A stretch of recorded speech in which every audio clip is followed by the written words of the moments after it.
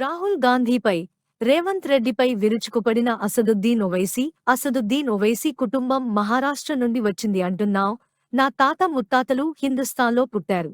నా పూర్వీకులు ఇక్కడ పుడితే నా దేశం ఇదే అనే హక్కు లేదా? నువ్వు ఎక్కడ నుండి వచ్చావ్ రాహుల్ గాంధీ? తెలంగాణ కాంగ్రెస్ లీడర్ మాట్లాడే మాటలు తెలంగాణ కాంగ్రెస్ నాలుక నుండి వచ్చిన మాటలు కావు.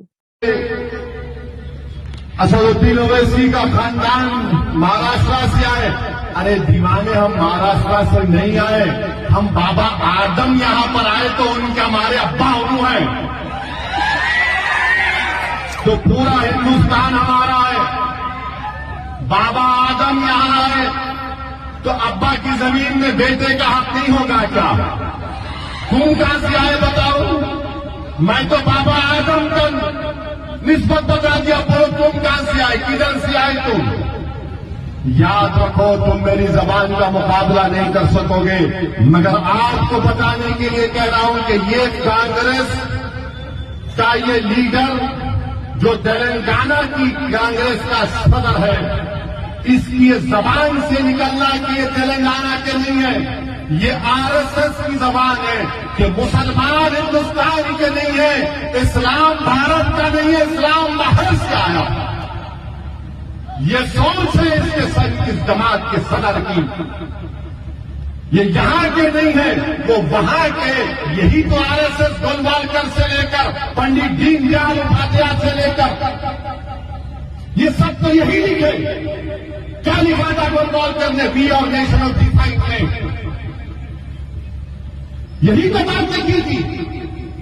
आरएसएस के सर संचालक के बयानात पढ़ लो आप, पिछले 40 साल 50 साल पुराने। वो ये कहते कि मुसलमान इस्लाम इस मुल्क का नहीं है, बाहर से आए। तो वही जबान में ये कह रहा है कबूतर।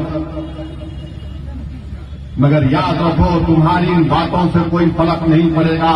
हाँ, तुमने तुम्हारे दिल और दिमाग पर जो नफरत है मुसलमानों के लिए, तुमने जाहिर कर दिया। तेलंगाना के तमाम मुसलमानों को बता दिया कि तुम बोलोगे तो गोलवालकर की जबान में बोलोगे, तुम बोलोगे तो दीनदयाल उपाध्याय की जबान में बोलोगे, तुम बोलोगे तो आरएसएस की किताबों में जो जहर लिखा गया उसको तुम अपनी जबान से बोलोगे। तो याद रखो, हम आरएसएस से 70 साल से मुकाबला करते आ रहे हैं, तुम नहीं करे। और ये कौन था ये सदर इनका? 1999 में आपको याद होगा, जब मरहूम सैयद सज्जाद असेंबली का इलेक्शन लड़े, ये कांग्रेस का सदर किशन रेड्डी के साथ काम कर रहा था बीजेपी के लिए।